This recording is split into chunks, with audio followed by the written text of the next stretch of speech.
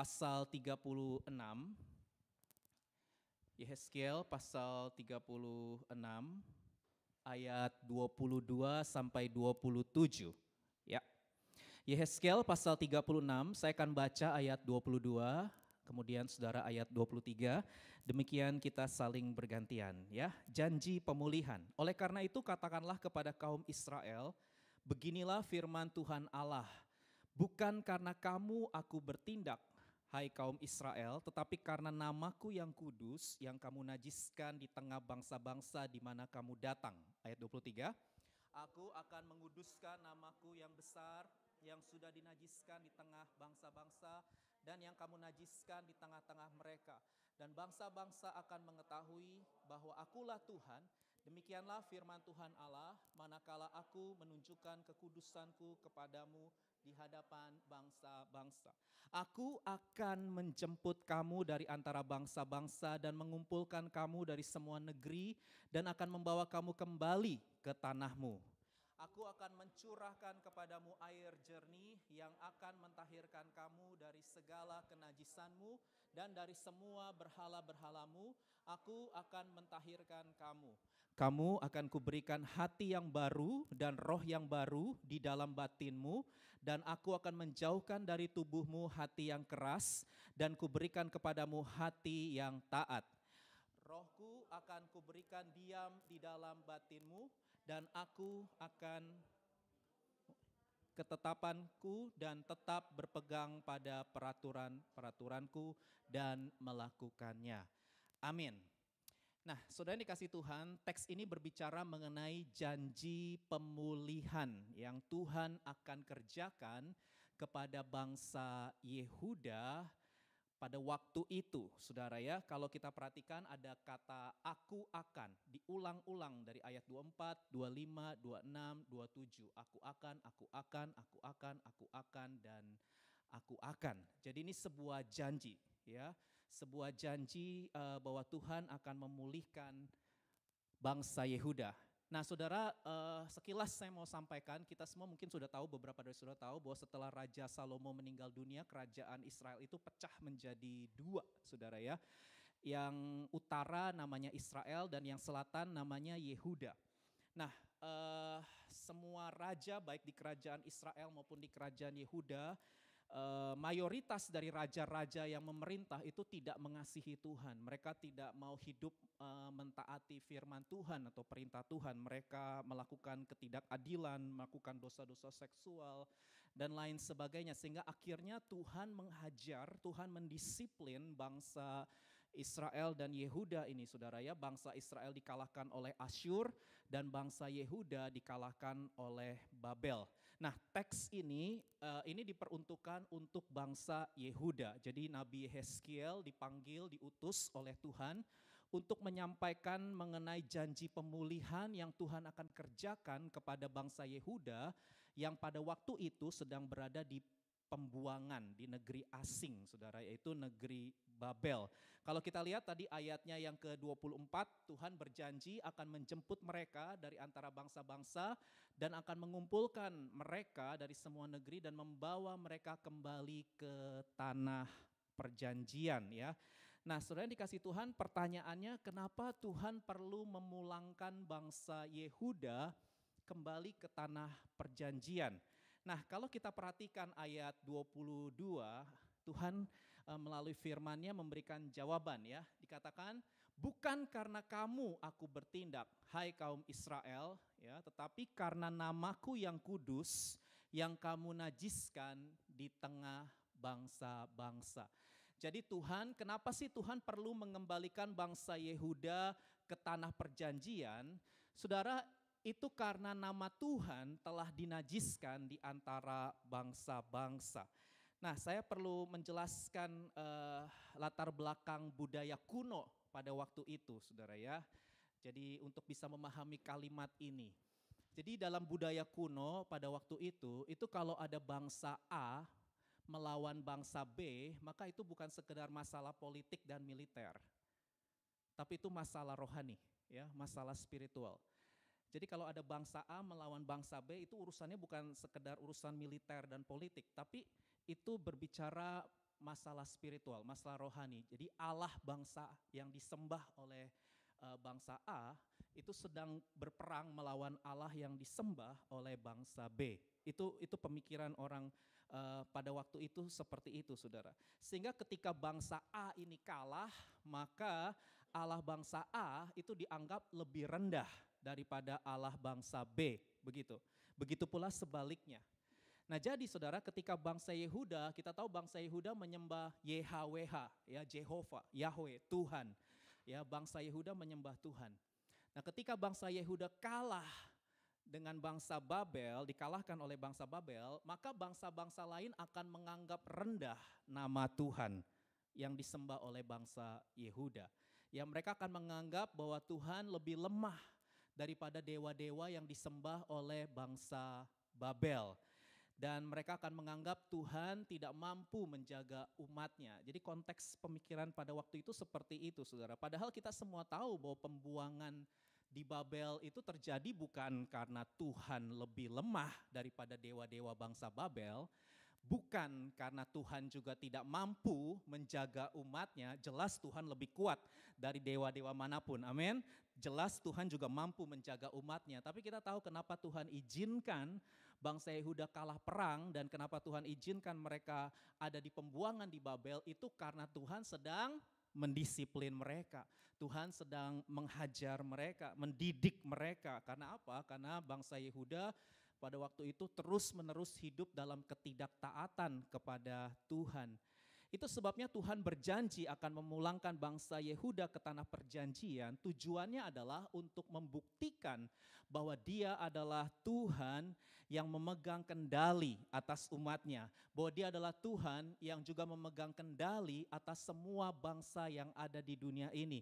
Tuhan mau membuktikan bahwa Dia adalah Tuhan yang berdaulat atas segala sesuatu.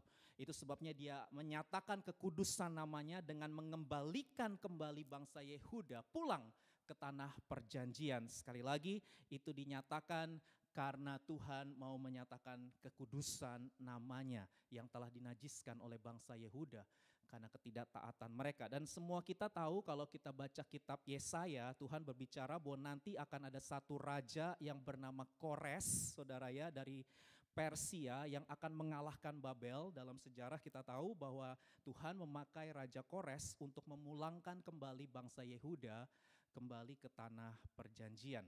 Nah oke, sekarang kita mau fokus sama ayat 25 dan 27, saudara ya. Kita mau fokus di 4 ayat ini. Dari 4 ayat ini, hari ini saya mau sharing secara simple 2 tindakan pemulihan yang Tuhan kerjakan dalam hidup umatnya. Jadi ada 2 tindakan pemulihan yang Tuhan kerjakan dalam hidup umatnya. Kalau kita baca ayat 25 dan 27, maka kita akan melihat bahwa Tuhan bukan hanya sekedar mengembalikan bangsa Yehuda kembali ke tanah perjanjian saja, tetapi kita lihat bahwa Tuhan juga berjanji akan memulihkan, katakan memulihkan hati umatnya.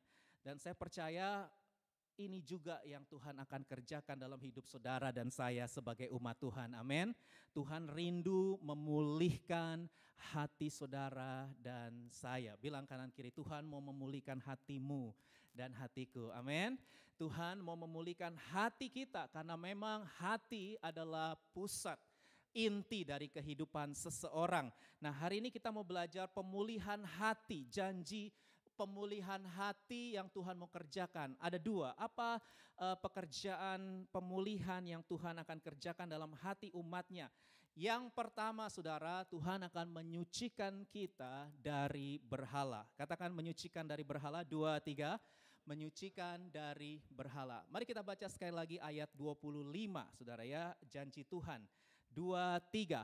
Aku akan mencurahkan kepadamu air jernih yang akan mentahirkan kamu dari segala kenajisanmu dan dari semua berhala-berhalamu. Aku akan mentahirkan kamu, ya. From all your idols I will cleanse you. Aku akan bersihkan, ya. Membersihkan, menyucikan dari segala kenajisan dan dari semua berhala.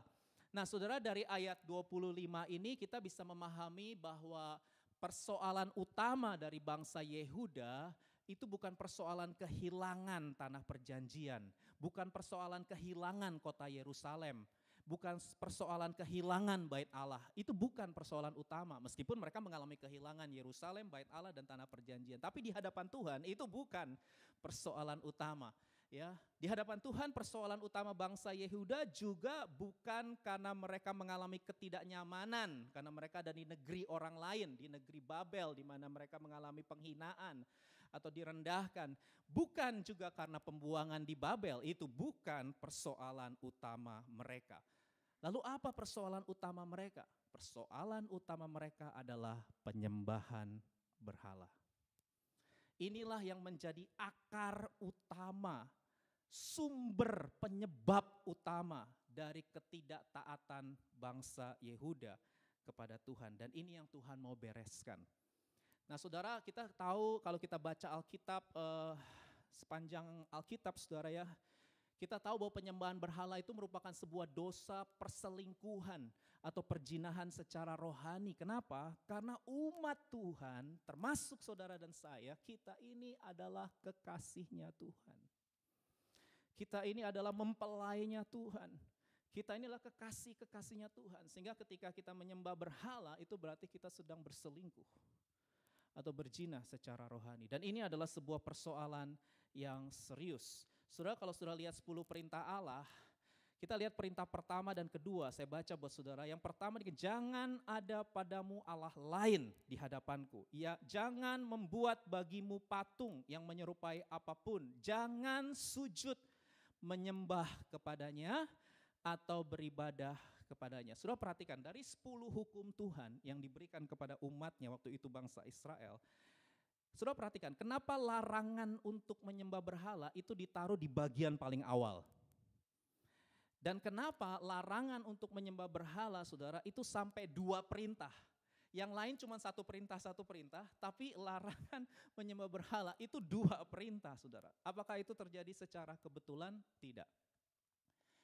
Karena Tuhan tahu bahwa penyembahan terhadap berhala-berhala itu adalah sumber utama dari dosa-dosa lain. Saya ulangi, penyebab utama atau akar utama dari dosa-dosa yang lain. Apa itu dosa-dosa yang lain? Membunuh, mencuri, berzina, mengucapkan saksi dusta, mengingini milik sesama. Itu akarnya adalah karena ada Allah lain. Ya, karena ada berhala di hati manusia.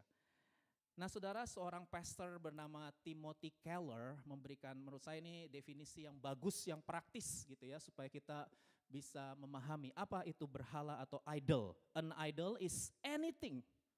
Jadi anything. Segala sesuatu, bisa seseorang, bisa sesuatu, apapun itu, ya, anything more important to you than God. Jadi berhala itu adalah segala sesuatu yang lebih penting, lebih utama daripada Tuhan, yang kita lebih cintai daripada Tuhan. Itulah berhala. Ya. Berhala adalah sesuatu yang kita anggap lebih penting daripada Tuhan, sehingga kita rela melanggar firman Tuhan. Sehingga kita rela melawan firman Tuhan karena sesuatu itu. Nah, itulah berhala. Simple gak ya? Nangkap ya? Jadi sesuatu yang kita anggap lebih penting daripada Tuhan, sehingga kita rela melanggar firman Tuhan. Kita rela melawan kebenaran firman Tuhan. Itulah berhala, saudara. Nah, saya hari ini secara khusus saya mau sharing mengenai perintah jangan berzina, saudara ya. Ini salah satu contoh saja. Sebenarnya ada banyak hal-hal lain yang bisa kita bahas, tapi saya mau bahas persoalan ini, karena persoalan ini menurut saya salah satu tantangan besar buat anak-anak muda. Ya, bukan hanya anak muda, orang-orang tua juga ya. Ini sebuah isu pornografi, percabulan, perjinahan. Ini merupakan sebuah isu yang menjadi menurut saya salah satu tantangan dalam iman Kristen, saudara ya. Dan saya mau sedikit membahas tentang hal ini. Saudara-saudara, kalau ada orang yang terlibat dalam pornografi, percabulan, perjinahan, itu karena ada sesuatu yang lain dalam hidup mereka yang mereka jadikan sumber kenikmatan, sumber kesenangan, kenyamanan gitu ya. Ada orang yang berkata, ketika saya terlibat dalam pornografi, sampai melakukan masturbasi, onani, dia bilang gini, karena saya merasakan kenikmatan, saya merasa senang, makanya dia akan ulang-ulang terus. Jadi sebuah kebiasaan. Kebiasaan adalah sesuatu yang diulang-ulang. Kenapa bisa diulang-ulang? Karena dia merasakan kenikmatan. Nah, dari kalimat orang ini, saudara, kita bisa mengerti apa berhala dalam hidupnya. Apa saudara berhalanya? Kenikmatan, kesenangan. Tuhan gak melarang kita untuk menikmati hidup. Tuhan juga gak melarang kita untuk hidup dalam sukacita, hidup senang. Tuhan mau kita senang, Tuhan mau kita menikmati, tapi ada firman Tuhan yang harus kita utamakan. Nah saudara, salah satu contoh yang Tuhan Yesus kasih adalah Matius pasal 5 ayat 28 ya. Saya mau kasih contoh, mari kita baca bersama Matius 5 ayat 28, 2, 3. Tetapi aku berkata kepadamu, setiap orang yang memandang perempuan serta menginginkannya, sudah berzina dengan dia di dalam hatinya. Saudara perhatikan bahasa Inggris lebih bagus, lebih dalam dikasih kalian. Who even looks at a woman with lust has already committed adultery with her in his heart.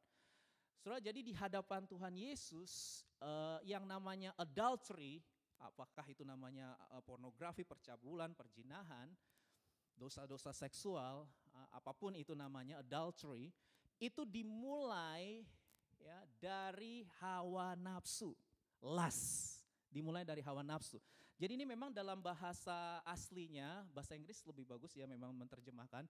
Jadi dalam bahasa aslinya tuh orang yang berjinah di hadapan Tuhan itu bukan sekedar memandang wanita saja. Setiap kita memandang ya, bukan soal pandangannya, bukan. Ya, tapi yang menjadi persoalan adalah ketika kita memandang seorang wanita, ini yang diberi contoh oleh Tuhan Yesus ya, ketika kita memandang, jadi yang pria sama juga, saudara, yang wanita melihat pria sama juga ya, jadi memandang pria atau memandang wanita, dan saudara mulai tergerak hawa nafsu seksualmu, lalu mulai ada imajinasi seksual, fantasi seksual di dalam pikiranmu, maka engkau sudah berzina di hatimu. Jadi perjinahan bukan sekedar isu fisikal, bukan. Tapi perjinahan, percabulan, pornografi di hadapan Tuhan, isu utamanya ada di dalam hawa nafsu kita. Nah saudara, dari sini kita bisa memahami bahwa berhala, hawa nafsu, kesenangan, kenikmatan, itulah sumber dari orang yang terikat dengan pornografi. Tapi dalam realita di lapangan bukan hanya itu. Ya, ada juga kasus-kasus lain, saudara, orang-orang yang terikat atau terlibat dalam pornografi bukan karena kesenangan atau kenikmatan, tapi ada isu lain, ya khususnya yang wanita, saudara ya. Jadi mereka itu terlibat dalam percabulan atau pornografi. Ini case-case yang cukup banyak, makanya saya coba share. Karena mereka tidak mendapatkan kasih sayang dari papa mereka. Ini juga bisa jadi penyebab. Jadi mereka tidak mendapatkan kasih sayang dan penerimaan dari figur maskulin, dari papa mereka, saudara. Nah orang-orang yang tidak punya figur papa, yang papahnya mungkin ada, secara fisik papahnya ada ya. Tapi papahnya gak pernah terima dia, papahnya gak pernah menghargai dia, papahnya gak pernah memberikan sentuhan fisik. Salah satu bahasa kasih itu adalah sentuhan fisik, saudara ya. Pelukan itu sangat penting buat seseorang ya, sampai kita tahu ada beberapa orang yang menawarkan jasa pelukan ya saudara, karena ada banyak orang gak pernah dipeluk sama orang tuanya. Ada banyak anak gak pernah, orang tuanya gak pernah sama sekali menyentuh mereka dan memberikan encourage, gak pernah, itu ada dan itu sebuah fakta saudara ya.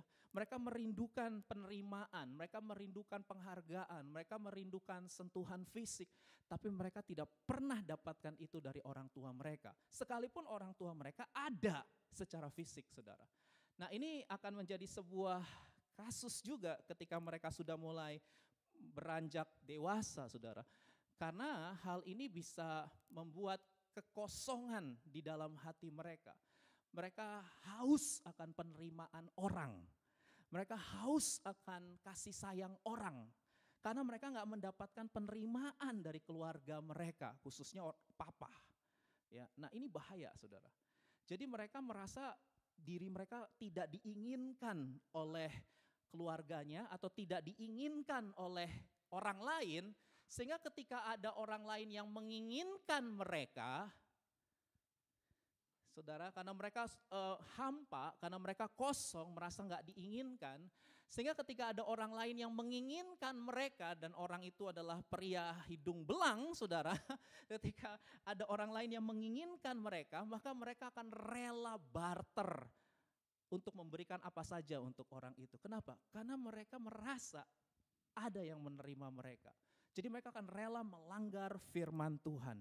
Mereka akan bisa bahkan melakukan seks bebas dengan orang itu karena orang itu menerima mereka, karena orang itu menginginkan mereka. Saudara, ini sebuah case-case yang juga cukup banyak dan ini perlu kita mungkin kita akan bahas waktu-waktu ke depan ya tentang family problems ya, dealing with family problems. Jadi memang kalau ada keluarga-keluarga yang tidak harmonis, ini juga akan menjadi sebuah persoalan atau isu-isu kenapa orang bisa memiliki kecanduan-kecanduan tertentu dalam kehidupan mereka. Ini sekarang saya lagi ngebahas tentang kecanduan pornografi, percabulan, ya atau perzinahan. Ternyata bukan hanya isu kenikmatan atau kesenangan, tapi juga ada berhala lain yang bisa membuat orang terikat pornografi, yaitu berhala penerimaan dan pengakuan orang.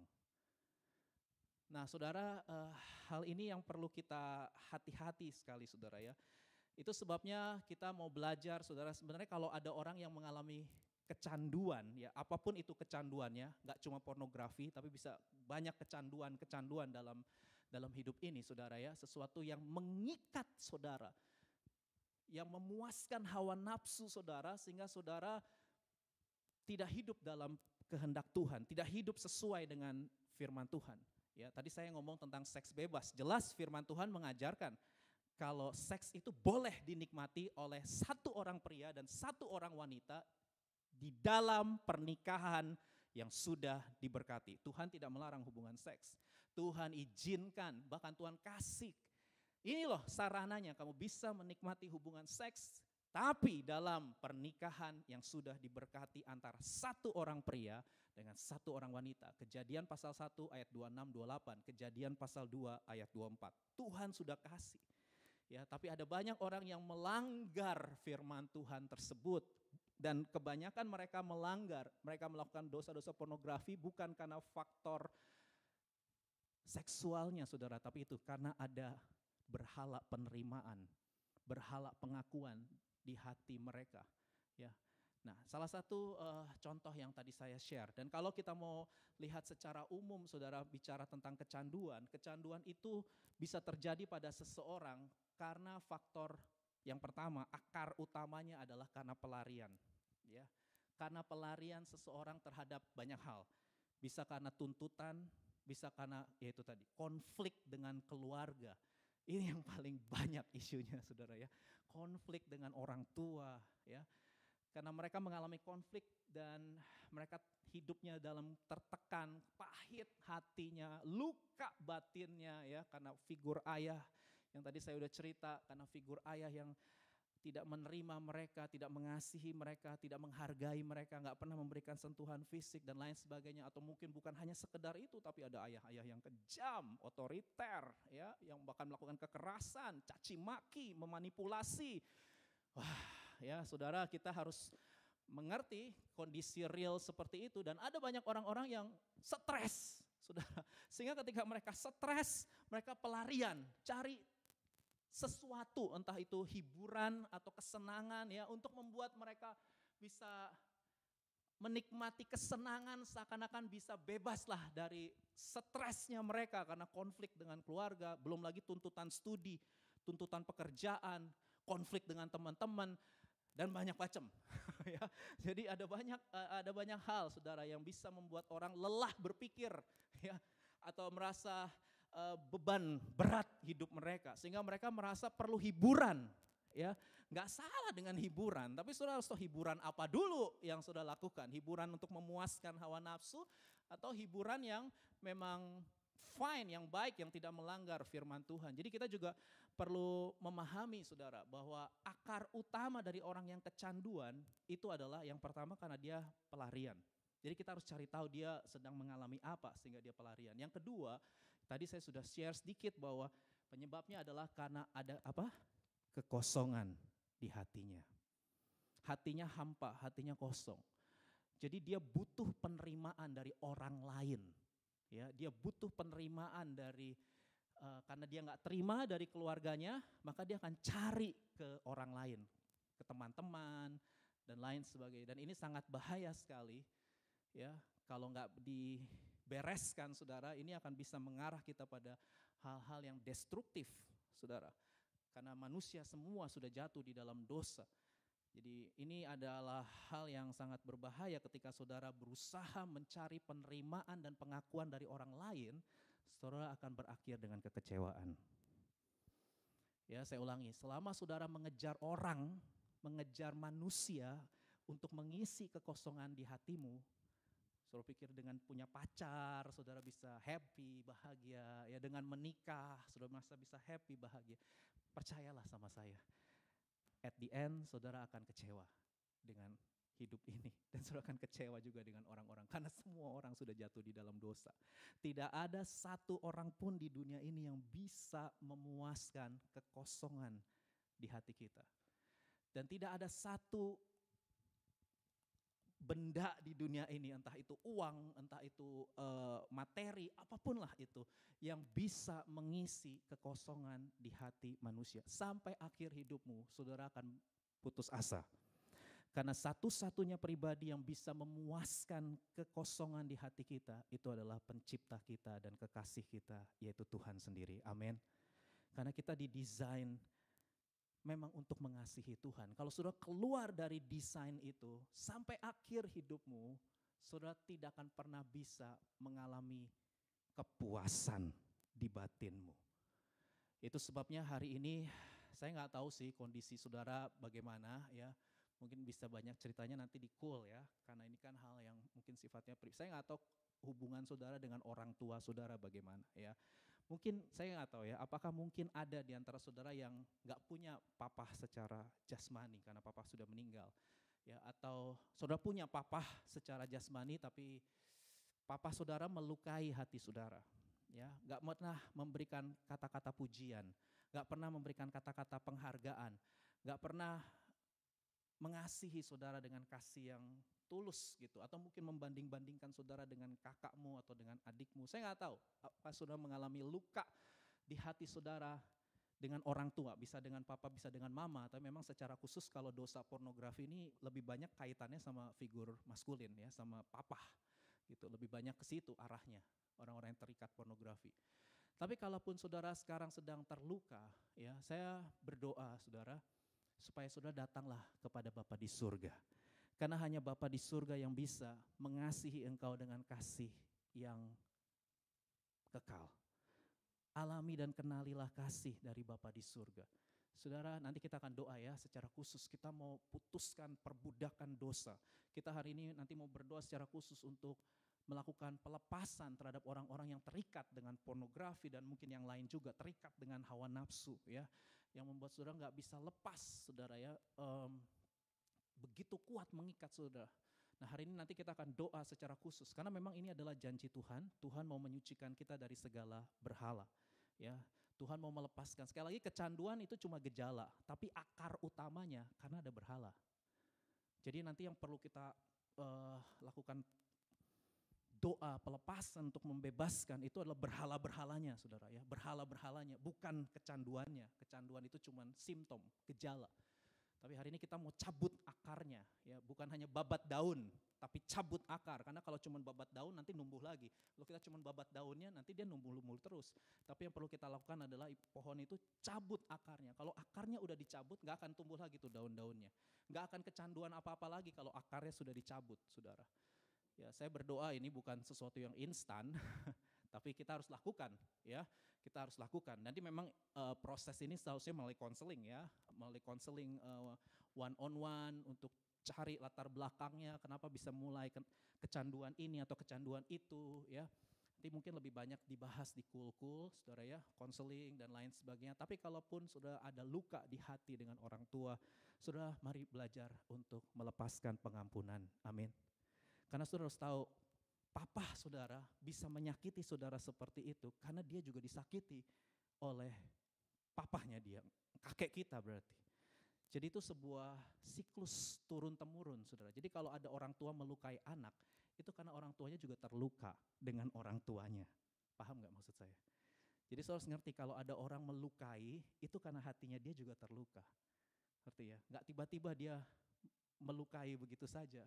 Kejam, sadis, jahat ya. Karena dia diperlakukan secara kejam, sadis dan jahat juga sama orang tuanya. Jadi itu siklus turun-temurun. Dan kalau siklus itu tidak dihentikan, tidak diputuskan melalui pengampunan, nanti kalau sudah jadi orang tua, saudara juga akan perlakukan itu kepada anak saudara. Nggak beres-beres, jadi itu jadi siklus terus turun-temurun. Orang kepahitan ya dia akan memperlakukan orang lain sama pahitnya. Dan itu akan terus jadi generasi yang pahit, jadi generasi yang luka, ya generasi yang terluka. Dan itu sebuah kutukan kalau generasi terus-menerus tidak mengalami rekonsiliasi. Makanya salah satu janji Tuhan di Alkitab, di kitab Maleakhi, saudara kalau baca, di akhir zaman sebelum Tuhan Yesus datang, Tuhan Yesus bilang pemulihan hati Bapa akan berbalik kepada anak-anak dan hati anak-anak akan berbalik kepada Bapa. Ya, itu salah satu janji di akhir zaman, saudara. Dan saya percaya hari ini kita sedang hidup di akhir zaman, amin. Kita sedang hidup di hari-hari terakhir. Dan message ini akan sering saya ulang-ulang, saudara ya. Pemulihan hubungan bapak, anak dengan bapak akan sering saya ulang. Karena kita ada di generasi di hari-hari terakhir ini. Saya berdoa supaya kita mengalami rekonsiliasi. Kita mengalami kesembuhan. Kita mengalami pemulihan dari Tuhan. Amin. Sehingga tidak perlu kutuk generasi terjadi dalam kehidupan kita. Karena hari ini kita mau putuskan siklus itu. Hari ini saya mau putuskan siklus tersebut dengan cara saya mau melepaskan pengampunan kepada orang tua saya. Dan ketika sudah lakukan itu, lihat nanti berhala-berhala yang ada di hatimu itu akan mulai dicabut dan kau mengalami kemerdekaan yang sejati. Amin, saudara ya. Ini adalah salah satu case yang saya coba share ya. Nah saudara, secara praktis sekarang ya, saya coba mau ngebahas secara praktis bagaimana cara kita untuk mengatasi godaan ya. Ini sekarang lebih tips praktisnya. Bagaimana kita cara praktisnya untuk bisa mengatasi godaan, saudara. Godaan apapun ya, godaan apapun. Nah yang pertama saudara harus kenali pemicunya. Jadi kondisi apa yang membuat saudara itu lemah? Ya, kondisi apa yang membuat saudara itu bisa jatuh dalam dosa apapun, ya, dalam dosa apapun. Kondisi apa yang bisa membuat saudara jatuh dalam dosa? Nah, itu saudara harus kenali, ya. Mungkin itu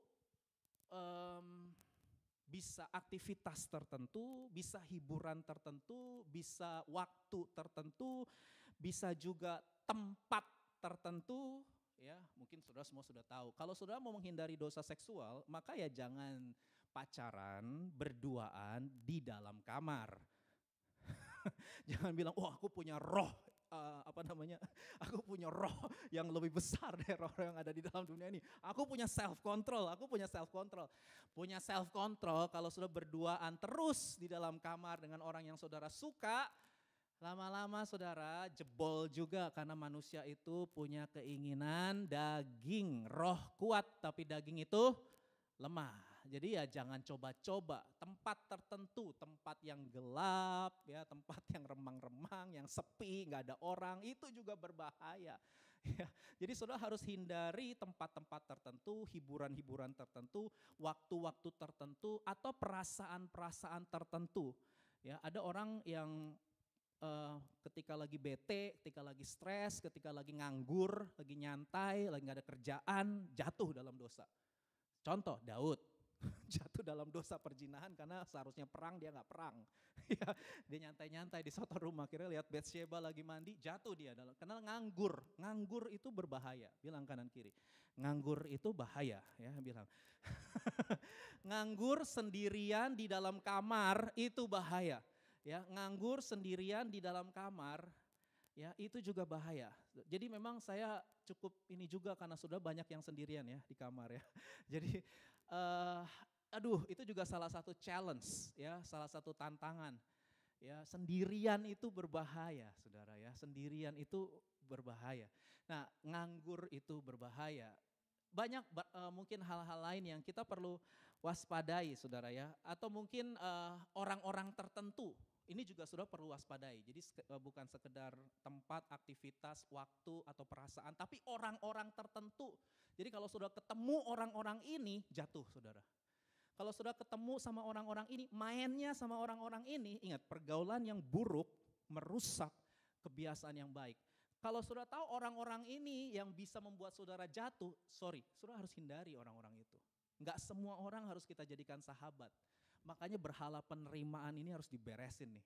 Berhala penerimaan dan pengakuan orang ini harus diberesin. Ada banyak orang karena pingin diterima. Ya, karena pingin diakui, pingin diterima, pingin dihargai, pingin dipuji gitu sama orang-orang. Akhirnya mereka masuk dalam perangkap pergaulan yang salah. Pergaulan yang buruk, yang jelas-jelas merugikan dan merusak kebiasaan baik mereka. Tapi karena kepingin diterima, kepingin punya teman. Ini juga bahaya ya kita yang di luar negeri. Karena kan memang salah satu isu di luar negeri adalah loneliness.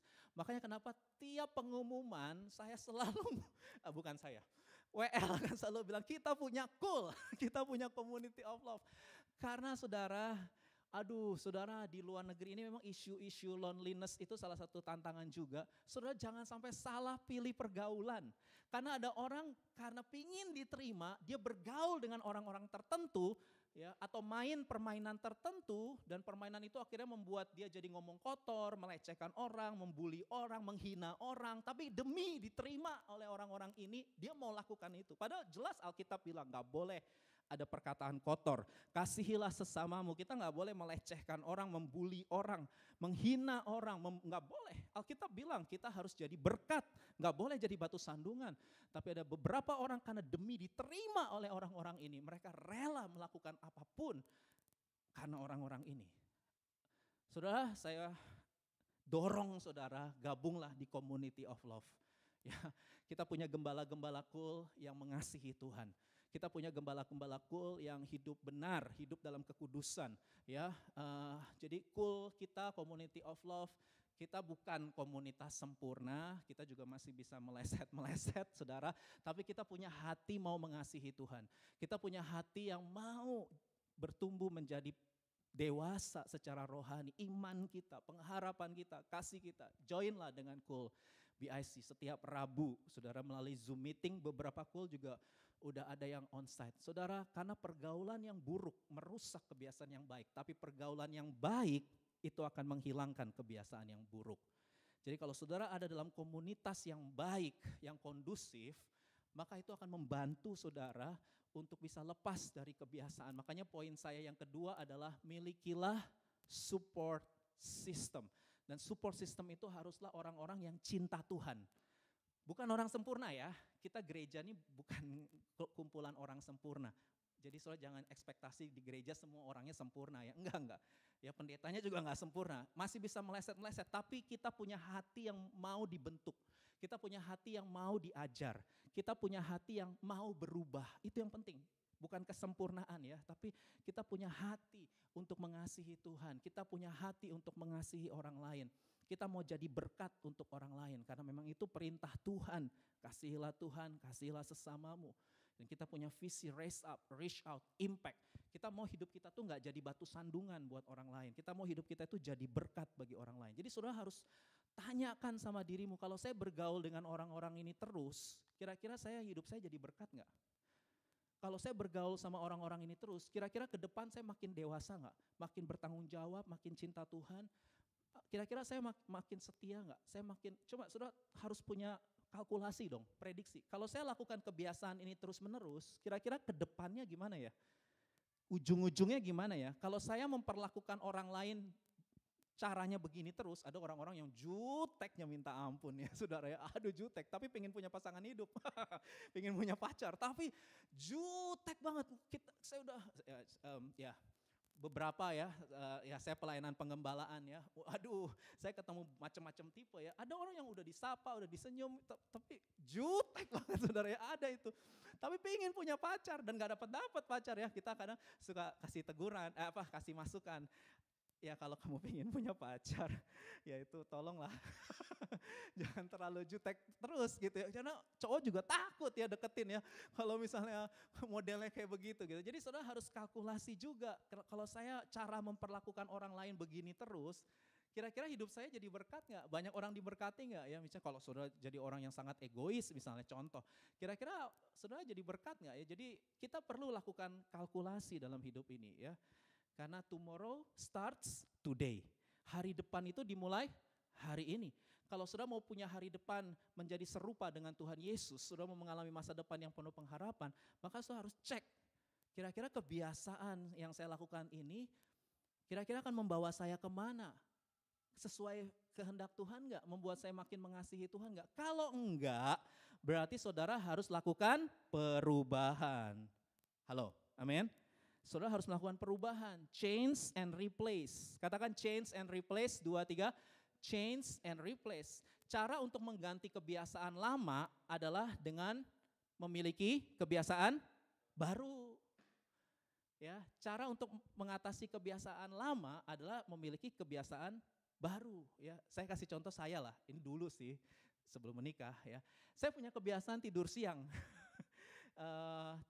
Saya punya kebiasaan tidur siang ya pokoknya sekitar 1,5 sampai 2 jam, itu kebiasaan saya. Ini pengalaman saya ya, dan saya kepingin nggak mau tidur siang ya supaya malam bisa tidur lebih cepat gitu ya. Jadi saya nggak bisa hanya pingin nggak mau tidur siang, nggak bisa. Saya harus bikin action plan. Gimana caranya kalau udah jam 2 siang? Karena jam 2 siang biological clock saya karena udah kebiasaan ya ngantuk. Ya karena udah kebiasaan, setiap jam 2 saya tidur gitu ya. Jadi begitu jam 2 itu bawaannya ngantuk, biological clock ya, saudara kan juga tahu. Namanya kebiasaan kan udah kayak ada refleks gitu. Gimana cara menggantinya? Harus dipikir, harus punya sesuatu yang baru untuk mengganti supaya nggak tidur siang. Apa yang saya lakukan? Ini pengalaman saya dulu, setiap jam 2 saya olahraga. Saya pergi nge-gym saudara ya, jadi jam 2 waktu saya olahraga, saya nge-gym ya. Dan akhirnya lama-lama itu jadi sebuah kebiasaan dan akhirnya sampai hari ini saya udah gak pernah tidur siang. Bisa, kenapa enggak? Bisa, segala sesuatu bisa dilakukan, jangan bilang enggak. Kita bisa ganti kebiasaan lama, tapi saudara harus punya kebiasaan baru. Amin saudara. Saya gak tahu ya kalau, ya ini cuman tips praktis aja. Kalau misalnya saudara tergoda untuk jatuh di jam-jam tertentu gitu, misalnya jam 9 ke atas gitu, 9 malam ke atas di depan laptop. Nah, mungkin saudara bisa langsung gimana caranya untuk replace. Misalnya telepon gembala cool saudara.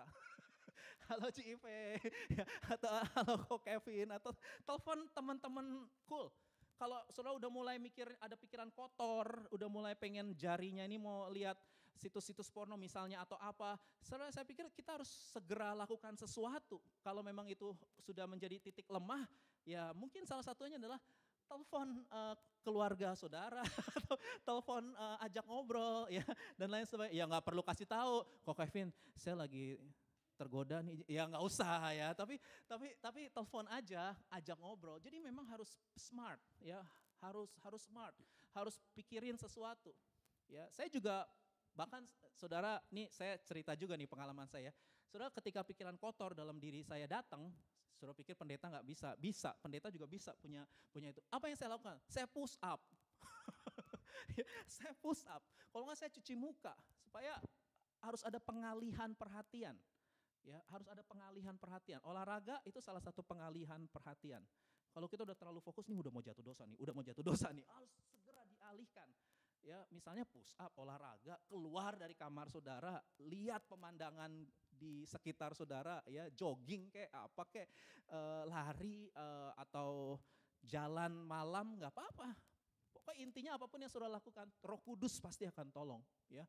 Atau saudara bisa berbahasa roh, saudara memuji dan menyembah Tuhan, saudara dengerin khotbah, dengerin lagu-lagu pujian penyembahan.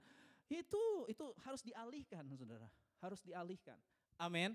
Saya berdoa supaya kita semua bisa lepas sehingga kita hidup dalam kemerdekaan yang sejati. Karena itu janji Tuhan, memulihkan kita, menyucikan kita dari segala berhala. Oke, yang terakhir, bentar lagi saya selesai deh. Yang terakhir adalah memberikan hati yang baru.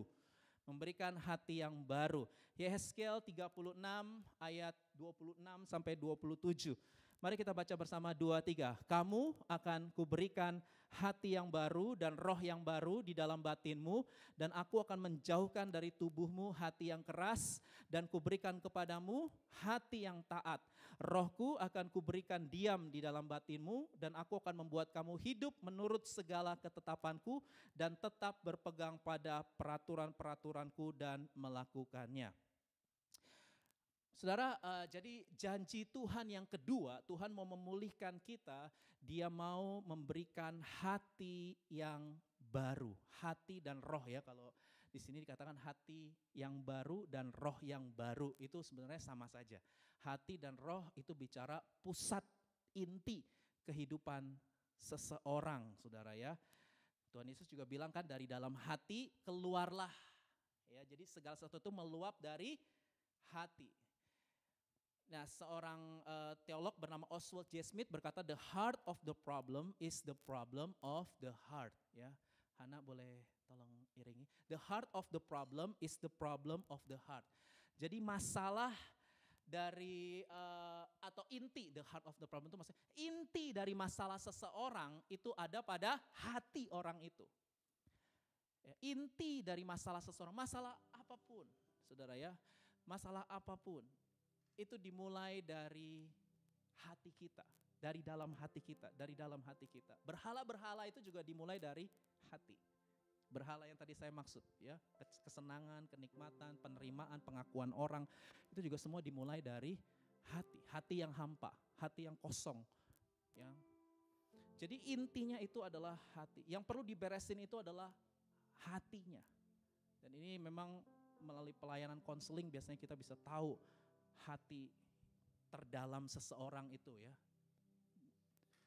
Dan Tuhan memberikan solusi, hati yang baru Tuhan akan berikan dengan cara Tuhan berikan apa? Roh Kudus.